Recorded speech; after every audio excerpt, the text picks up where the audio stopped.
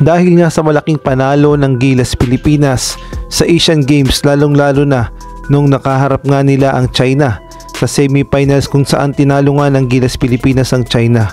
Kaya naman nagkaroon na ng malaking problema ngayon ang China sa kanilang basketball program at marami ngang sinisisi, partikular na ang kanilang Serbian coach na galit nga dito ang mga Chinese fans at gusto na nga siyang tanggalin sa kanyang pwesto. Pinagre-resign na nga siya dahil hindi daw naging maganda ang kanyang ginawa para sa Chinese basketball team. At kahit dito kay Yao Ming na presidente ng basketball sa China ay marami nang nagagalit at pinagre-resign na rin nga ito dahil hindi daw naging maganda ang kanyang programa sa basketball sa China, kaya naman pinagre-resign na rin itong si Yao Ming. Ngunit ang sagot naman dyan ni Yao Ming ay tamad daw kasi yung mga naging players ngayon ng China, kaya naman daw walang nangyari sa kanilang kampanya sa FIBA World Cup at gayon na rin sa Asian Games. At nangako naman si Yao Ming na magkakaroon talaga ng matinding pagbabago o massive change ang China basketball, at abangan na lang natin kung ano ang gagawin ni Yao Ming upang muling maibalik ang karangalan sa China. Alam naman natin na napakaraming pondo ng China, kaya abangan natin kung gagamit na rin ba sila ng naturalized import. O baka naman maghahanap na rin sila ng half Chinese half American upang isali nila sa kanilang basketball sa China. Ipinagmalaki nga ng dating head coach ng Gilas Pilipinas na si Coach Chot Reyes na nakadisplay ang kanyang mga ginamit sa FIBA World Cup sa FIBA Museum sa Switzerland. Kabilang na nga dyan ang kanyang jacket at gayon na rin ang kanyang sapatos na meron niyang personal na pirma ay nakadisplay nga sa Switzerland sa may FIBA Museum. At dito nga ay makikita natin na kasama niya pa mismo ang FIBA Director. Ang sabi nga sa report ng 1PH, look, kabilang sa mga display sa FIBA Museum sa Switzerland ang Tom Brown suit jacket at ilang isinuot ni dating Gilas Pilipinas head coach Chot Reyes sa kanilang mga laban sa FIBA qualifying tournament sa 2023 Basketball World Cup. Ang sabi pa nga, was asked by the FIBA Foundation Head Curator Miguel Pont to donate some personal items I've been wearing through the qualifying windows last year until the World Cup this year. Caption ni Reyes sa kanyang Instagram post. Ang sabi nga ni Coach Chot, thank you FIBA Secretary General Andres Sagclis for the warm welcome to the House of Basketball.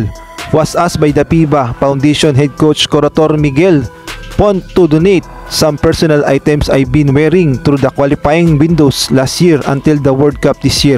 What an honor to see my coat display at the FIBA Museum. Gilas Pilipinas, puso. At atin namang basahin yung mga comments ng mga Gilas fans patungkol nga dito sa naging reaksyon nila sa pagkakadisplay ng mga gamit ni Coach Chot Reyes sa FIBA Museum sa Switzerland. Legendary outfit goes to Jan Jararan. Learning experience memorable. Ibenta na raw kay Boss Toyo. Imekos-mekos mo na yan, coach. Sobrang ganda na yan. Respect. Legendary and memorable of learning experience Chot Reyes. Learning experience ang tatak niyan. At ito pa nga yung isang comment. Mukhang binibili na kay Coach Chot Reyes na nagkakahalaga ng 1,000 pesos. Coach Tim Cone with passion. Coach Chok Coach Chot Reyes with passion. Gawa kang rebulto. Hindi nga kasi mapigilan ng mga Gilas fans na ikumpara nga itong si Coach Tim Cone dito nga kay Coach Chot Reyes dahil si Coach Tim Cone daw ay napakasimple ng pananamit, ngunit nakuha ang gintong medalya. Ang sabi nga nila, dapat daw yung damit ni Coach Tim Cone ang i-display sa FIBA Museum sa Switzerland. Sa ibang balita naman, naglabasan nga itong mga lumang larawan ni Noypi.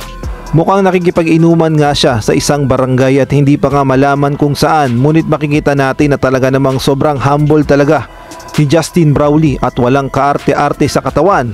At napaka-Pinoy talaga, napaka-ugali niya, yung ugali niya napaka-Pinoy talaga. At dito nga makikita natin na nag-bless pa sa isang nanay.